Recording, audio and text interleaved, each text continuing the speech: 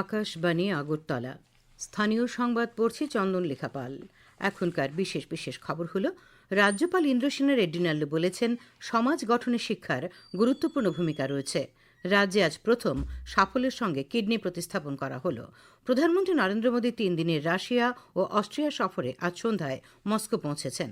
ঘরোয়া তৃতীয় division league football প্রতিযোগিতার আজকের দুটি খেলায় স্বামী বিবেকানন্দ ক্লাব ও জম্পুজলা প্লে সেন্টার জয়লাভ করেছে। এবারে আসছি বিস্তারিত সংবাদে। রাজ্যপাল ইন্দ্রসেনা রেড্ডি নাল্লু আজ আগরতলার নন্দননগরে ডনবস্কো বিদ্যালয়ের রৌপ্য জয়ন্তী অ্যানেক্স বিল্ডিংয়ের উদ্বোধন করেন। অনুষ্ঠানে বক্তব্য রাখতে গিয়ে তিনি বলেন, সমাজ গঠনে শিক্ষার গুরুত্বপূর্ণ ভূমিকা রয়েছে। সৌহার্দ্যপূর্ণ ও শান্তিপূর্ণ পরিবেশ বজায় রাখার ক্ষেত্রে শিক্ষার বিরাট অবদান রয়েছে। রাজ্যপাল বিভিন্ন সামাজিক কর্মকাণ্ডে ডনবস্কো বিদ্যালয়ের ভূমিকার ভূয়সী প্রশংসা করেন। তিনি বিদ্যালয়ের ছাত্রছাত্রী ও শিক্ষক শিক্ষিকাদের সঙ্গে মত বিনিময় করেন। অনুষ্ঠানে স্বাগত বক্তব্যে ডনবস্কো স্কুলের অধ্যক্ষ ফাদার সেবাস্তিনিয়ান প্লেটে বিদ্যালয়ের লেখাপড়ার ও সামাজিক কর্মকাণ্ডের চিত্র তুলে ধরেন। রাজ্যে প্রথম সাফল্যের সঙ্গে কিডনি প্রতিস্থাপন হল। ত্রিপুরা সরকারি মেডিকেল কলেজে জিবিপি হাসপাতালে আজ এক যুবকের দেহে সফলভাবে কিডনি প্রতিস্থাপিত করা হয়েছে। তাকে কিডনি দান করেছেন তার মা। বর্তমানে মা এবং ছেলে দুজনেই সুস্থ রয়েছেন। আজ আগরতলা সরকারি মেডিকেল কলেজে এক সাংবাদিক সম্মেলনে জিবি হাসপাতালের মেডিকেল সুপার শঙ্কর চক্রবর্তী এই খবর জানিয়ে বলেন, কিডনি প্রতিস্থাপনের সব ব্যয় বহন করেছে রাজ্য সরকার। তিনি জানান, রাজ্যে কিডনি প্রতিস্থাপনের কাজে কিছুদিন আগেই মণিপুরের সিজা হাসপাতালের সঙ্গে রাজ্য সরকারের 5 বছরের সমঝোতাপত্র স্বাক্ষরিত হয়। আজ এই সফল কিডনি প্রতিস্থাপনে ছিলেন কনসালটেন্ট নেফ্রোলজিস্ট ডক্টর গুলিভার পটসাংবামের নেতৃত্বে মণিপুরের সিজা হাসপাতালের 12 জনের বিশেষজ্ঞের একটি দল। তাদের সঙ্গে ছিলেন রাজ্যের 7 জনের একটি বিশেষজ্ঞ দল। জিবির মেডিকেল সুপার শ্রী চক্রবর্তী আরও জানান, পরবর্তী সময়ে কারো কিডনি প্রতিস্থাপনের প্রয়োজন হলে সিজা হাসপাতালের বিশেষজ্ঞ চিকিৎসকরা আবার রাজ্যে আসবেন। নেফ্রোলজিস্ট ডক্টর গলিভার জানান, আজ সকাল 9টা থেকে অস্ত্রোপচার শুরু হয়। তা শেষ হয়েছে বেলা প্রায় 2:30 নাগাদ। Medical super Shri Chakraborty GB হাসপাতালের কিডনি প্রতিস্থাপনের পরিকাঠামো গড়ে ওঠায় মুখ্যমন্ত্রী অধ্যাপক ডক্টর মানিক সাহাকে ধন্যবাদ জানিয়েছেন। রাজ্যে উন্নত চিকিৎসা পরিষেবার সম্প্রসারণে মুখ্যমন্ত্রী সবসময় সহযোগিতা করছেন বলে উল্লেখ করেন তিনি। এদিকে আজ মুখ্যমন্ত্রী বলেছেন, বর্তমান সরকারের আন্তরিক প্রচেষ্টার ফলে কিডনি প্রতিস্থাপনের মতো গুরুত্বপূর্ণ অস্ত্রোপচার রাজ্যে শুরু হলো। শুধু তাই নয়, রাজ্যের স্বাস্থ্য পরিষেবার উন্নয়নের ফলে এখন বহু জটিল রোগের সফল অস্ত্রোপচার সম্ভব হচ্ছে বলে উল্লেখ করেন তিনি। রথযাত্রার দ্বিতীয় দিনে আজ জগন্নাথ ধাম পুরীতে ভক্তদের বিপুল সমাগম রয়েছে। ভগবান জগন্নাথ, বলভদ্র এবং দেবী সুভদ্রার রথ আজ সকালে গুন্ডিচা মন্দিরের উদ্দেশ্যে ফের যাত্রা শুরু করে। গতকাল সূর্যাস্তের পর রীতি অনুযায়ী রথযাত্রা বন্ধ রাখা হয়। ভগবান জগন্নাথের নন্দীঘোষ, বলভদ্রের তালধ্বজ এবং দেবী সুভদ্রার দেবদলন রথ গতকাল বিকেল 5টার পর পুরীর মন্দির থেকে মাসির বাড়ির উদ্দেশ্যে রওনা দেয়। সূর্য ডোবার পর গ্র্যান্ড ট্রাঙ্ক রোডে যাত্রা থামিয়ে দেওয়া হয়। 53 বছর পর এবারে রথযাত্রা হচ্ছে দুদিনের। এজন্য রাজ্যে দুদিনের ছুটিও ঘোষণা করেছে সরকার। পবিত্র এই যাত্রা প্রত্যক্ষ করতে সারা বিশ্ব থেকে লক্ষ লক্ষ ভক্তরা ভিড় জমিয়েছেন পুরীতে। বার্ষিক এই উৎসব শান্তিপূর্ণ রাখতে কঠোর নিরাপত্তারও বন্দোবস্ত করা হয়েছে। মুখ্যমন্ত্রী অধ্যাপক ডক্টর মানিক সাহা আজ আগরতলার সেন্ট্রাল রোড স্থিত শিববাড়ি প্রাঙ্গণে অমৃত 2.0 প্রকল্পে 3টি জলাশয়ের সংস্কার এবং সৌন্দর্যায়ন কর্মসূচির ভিত্তিপ্রস্তর স্থাপন করেন। এগুলি হল সেন্ট্রাল রোড পুকুর, উজান অভয়নগর বাজার জলাশয় এবং উজান অভয়নগরের ভেটেরিনারি হাসপাতালের জলাশয়। ভিত্তিপ্রস্তর স্থাপন অনুষ্ঠানে মুখ্যমন্ত্রী বলেন, স্মার্ট সিটি প্রকল্পে আগরতলা শহরের অনেকগুলো জলাশয়ের সংস্কার এবং সৌন্দর্যায়নের কাজ ইতিমধ্যেই শেষ হয়েছে। সরকারি উদ্যোগে যে সমস্ত জলাশয়ের সৌন্দর্যায়ন হয়েছে সেগুলোকে রক্ষণাবেক্ষণের জন্য নাগরিকদের সচেতন থাকতে হবে বলে উল্লেখ করেন তিনি। পাশাপাশি আগরতলা শহরকে পরিষ্কার পরিচ্ছন্ন রাখার জন্য নাগরিকদের প্রতি আহ্বান জানান মুখ্যমন্ত্রী। আগরতলা পুর নিগমের কমিশনার ডক্টর শৈলেশ কুমার যাদব বলেন, অমৃত 2.0 প্রকল্পে এই 3টি জলাশয়ের সংস্কার ও সৌন্দর্যায়নের কাজ করা হচ্ছে। এর মধ্যে সেন্ট্রাল রোড পুকুরের সংস্কার ও সৌন্দর্যায়নের জন্য ব্যয় হবে 2,78,00,000 টাকা। উজান অভয়নগর বাজার পুকুর সংস্কার ও সৌন্দর্যায়নের জন্য 3,01,00,000 টাকা এবং উজান অভয়নগর ভেটেরিনারি হাসপাতাল জলাশয়ের সংস্কার ও সৌন্দর্যায়নের জন্য ব্যয় হবে 2,47,00,000 টাকা। এই অনুষ্ঠানে অন্যান্যদের মধ্যে বক্তব্য রাখেন আগরতলা পুর নিগমের ডেপুটি মেয়র মনিকা দাস দত্ত। উপস্থিত ছিলেন আগরতলা পুর নিগমের মেয়র পারিষদ হীরালাল দেবনাথ এবং কর্পোরেটর রত্না দত্ত। খবর প্রচারিত হচ্ছে আকাশবাণীর আগরতলা কেন্দ্র থেকে।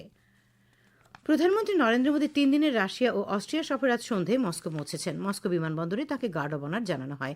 প্রধানমন্ত্রী মোদীকে স্বাগত জানান রাশিয়ার প্রথম উপপ্রধানমন্ত্রী ডেনিস মন্টোরভ। আগামীকাল ভারত ও রাশিয়ার মধ্যে 22তম বার্ষিক শীর্ষ সম্মেলনের সময় প্রধানমন্ত্রী মোদী এবং রাশিয়ার রাষ্ট্রপতি ভ্লাদিমির পুতিন প্রতিরক্ষা, বাণিজ্য, সংযোগ, বিনিয়োগ সম্পর্ক, শক্তি সহযোগিতা, শিক্ষা, সংস্কৃতি এবং জনগণের মধ্যে বিনিময় সহ দ্বিপাক্ষিক বিষয় নিয়ে বিস্তারিত পর্যালোচনা করবেন। তারা পারস্পরিক স্বার্থের আঞ্চলিক ও বৈশ্বিক উন্নয়নের বিষয়েও মত বিনিময় করবেন। উভয় নেতা bricks, Shanghai cooperation organisation, G20, পূর্ব এশিয়া শীর্ষ সম্মেলন এবং জাতিসংঘে দুদেশের অবস্থাও মূল্যায়ন করবেন। রাশিয়ার রাষ্ট্রপতি আজ সন্ধ্যায় প্রধানমন্ত্রীর জন্য একান্ত নৈশভোজের আয়োজন করেছেন। আগামীকাল প্রধানমন্ত্রী রাশিয়ার ভারতীয় সম্প্রদায়ের সঙ্গে মত বিনিময় করবেন। এছাড়াও প্রধানমন্ত্রীর আরও বেশ কিছু কর্মসূচি রয়েছে। সরকার এবছর অমরনাথ তীর্থযাত্রীদের জন্য নির্বিঘ্ন মোবাইল সংযোগ নিশ্চিত করতে টেলিকম পরিকাঠামোর উন্নয়নে উল্লেখযোগ্য ব্যবস্থা নিয়েছে।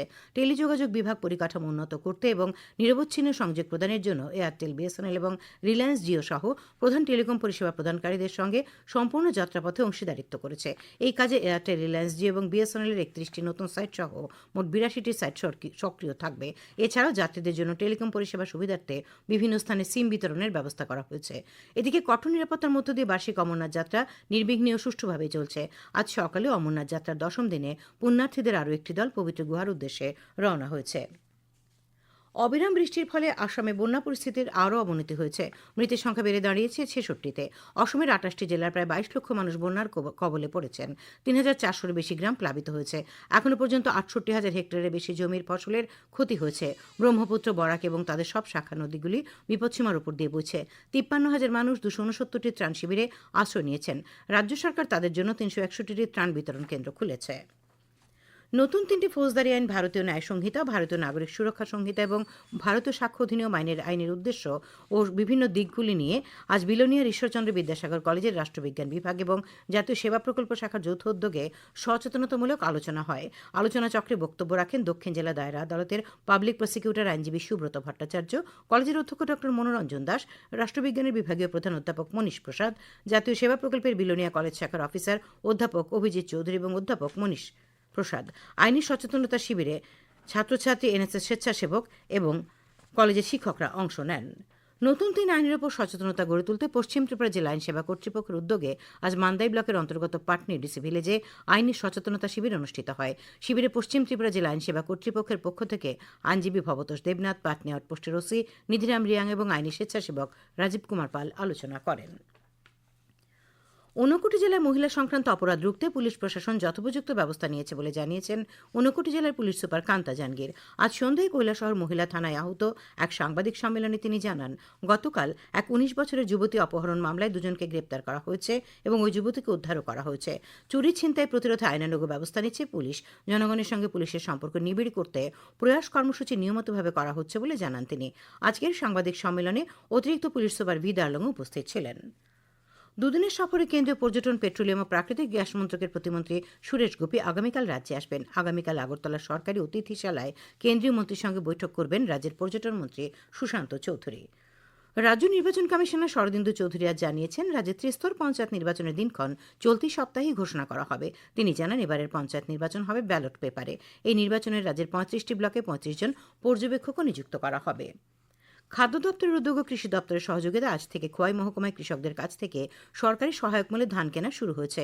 এ উপলক্ষে অফিসটিলা খাদ্য গুদামের পাশে আয়োজিত অনুষ্ঠানে উপস্থিত খোয়াই জেলা পরিষদের সভাধিপতি জয়দেব দেববর্মা জানান, প্রতি কেজি 21 টাকা 83 পয়সা দরে কৃষকরা প্রথম দিনে প্রায় 100 মেট্রিক টন ধান বিক্রি করেছেন।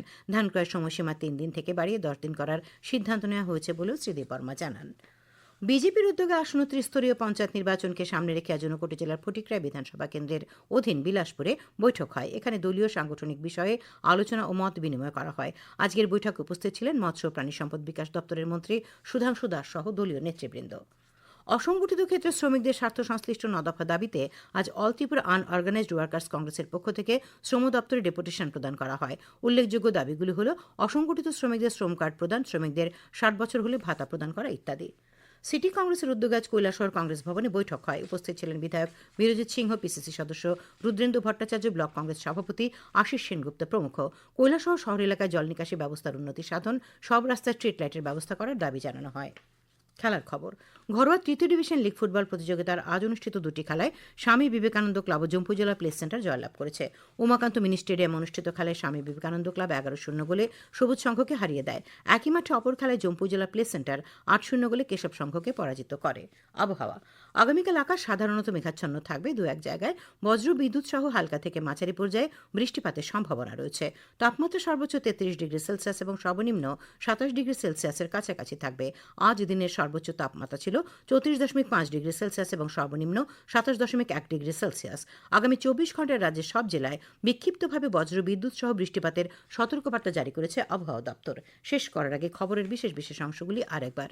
রাজ্যপাল ইন্দ্রসেনা রেড্ডি নাল্লু বলেছেন, সমাজ গঠনে শিক্ষার গুরুত্বপূর্ণ ভূমিকা রয়েছে। রাজ্যে আজ প্রথম সাফল্যের সঙ্গে কিডনি প্রতিস্থাপন করা হলো। প্রধানমন্ত্রী নরেন্দ্র মোদী 3 দিনের রাশিয়া অস্ট্রিয়া সফরের প্রথম দিনে আজ সন্ধ্যায় মস্কো পৌঁছেছেন। ঘরোয়া তৃতীয় ডিভিশন লিগ ফুটবল প্রতিযোগিতায় আজকের দুটি খেলায় স্বামী বিবেকানন্দ ক্লাব ও জম্পু জেলা প্লে সেন্টার জয়লাভ করেছে। স্থানীয় সংবাদ আজকের মতো এখানেই শেষ হলো।